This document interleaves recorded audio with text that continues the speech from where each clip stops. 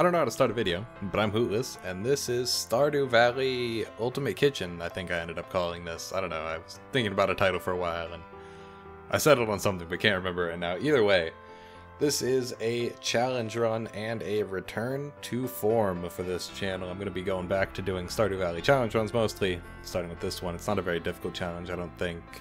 Like, I don't think it should be very, very difficult, at least. But it does signal kind of like, you know, a return to doing challenge runs. I have a few more things planned, so it should be pretty good. And Stardew Valley multiplayer should be coming out sometime early this year, so that should be pretty interesting too. But anyways, this challenge is going to be, if you couldn't guess from the name, a challenge where I try to acquire every recipe and then cook every cookable food thing. I believe there's 71 different recipes, and you have to have like 77 unique ingredients to make all of that. I have a list of all the ingredients required.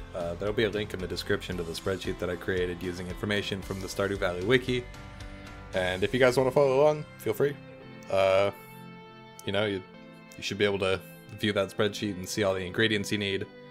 There's a few like recipe requirement things that I have noted down here, or things that are directly required to unlock recipes, and also kind of like, you know, circumspect requirements where I have to unlock certain things to be able to get to things that unlock recipes. So real quick, those the actual main requirements for getting recipes are combat level 3, farming level 3, fishing level 3, foraging level 2, and mining level 3, and that's all of the recipes I believe from that. They count towards cooking.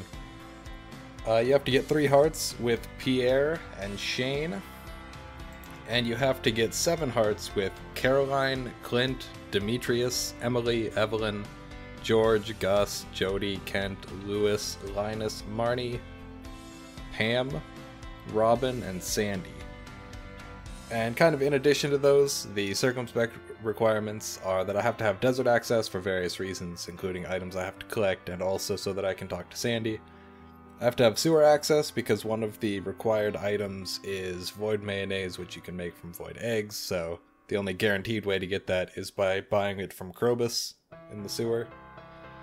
Unless I go with the fruit cave, which I probably won't, I tend to prefer the mushroom cave. I have to get an apple tree and an apricot tree.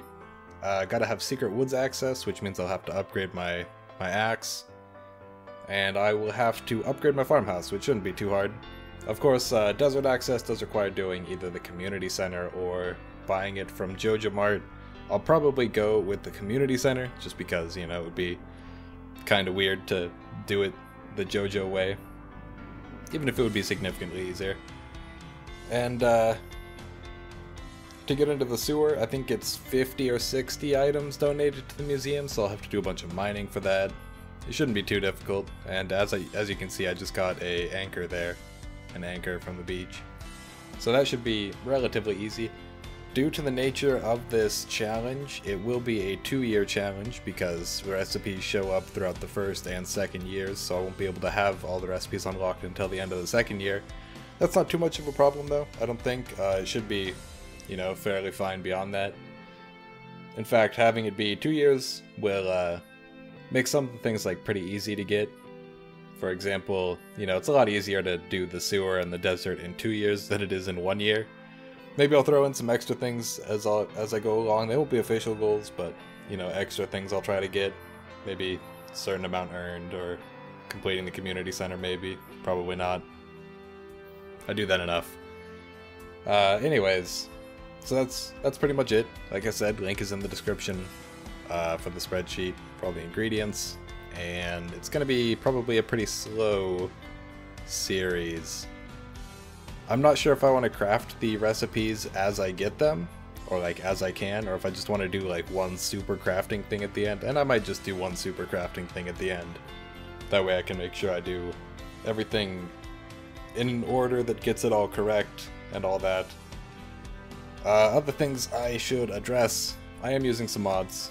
Nothing too major, I'm just using Look Up Anything and the NPC location mod, which I don't use either of them in this first one because I tend to forget that they even exist or are installed.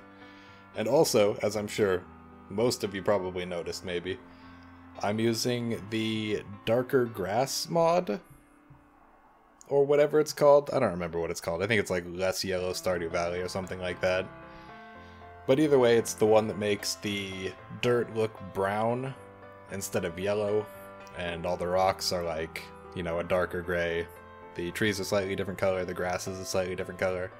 I know a lot of people probably don't like it and like the classic way that Stardew Valley looks, but I have, like, you know, I generally prefer this. I think it looks a lot better this way. So hopefully it's not too off-putting for those of you who don't like it, because I will be keeping it. I really like how it looks this way, like I said. So it probably won't change. Plus, I'm not sure exactly what the logistics are on changing mod setups after I've got a game going anyways. So, you know, there's that to think about. Either way, just doing some fishing early on here in the series because there's some fish that I have to catch during spring. I don't think there's a whole lot else going on in spring. At the very beginning, you guys might have seen that I planted very specific flowers and crops. Those are all the ones that I need for ingredients. And I'll probably be doing a lot of farming to get money to buy things. Not the least of which I have to buy a lot of like coffee, and gotta catch a lot of fish for sashimi to give to the villagers. Just to raise them up to the requisite hearts for a recipe unlocks. Shouldn't be too difficult. Like I said, it is 2 years. 2 years is a very long time to get people up to 7 hearts, especially since I only have to get them there once, get the recipe, and then I can, you know, stop engaging with them. So that won't be too difficult. Yeah, just overall, you know, it shouldn't be crazy difficult. Hopefully, like, this video looks pretty laggy to me. I'm hoping it doesn't look as bad when it is complete. Like, I'm hoping it's just how it looks in Shotcut. If it is actually this laggy, future ones will be better. I might have to like slow down how quick the time scale is or something. I don't know. Yeah, I mean, that's pretty much it. That's the briefing on the challenge. I'm not sure about future challenges just yet, but I am gonna stick to like one challenge at a time. I'll fully complete each challenge and then move on to the next one. I'm probably going to continue doing, maybe not the reviews things, but I do have some more games that I kind of feel obligated to put up videos on. So I'll do at least those ones that I still have, and then maybe more, but those will be in addition to the Stardew videos. And that's, you know, that's where that is. There are a few cool ones left that I need to do. It's nothing like too bad, I don't think. It should be all pretty good. And there's like 1 or 2 that I was actually kind of excited for. Including a remastering of a really old, nostalgic game. So, yeah. Coming up on the end of the video, though. So, hopefully you guys all enjoyed watching this. Hopefully you are looking forward to this return to form. You know, it should be good. It's back to the old challenge thing. But either way, yeah. Just thanks for watching. And I'll see you guys all next time.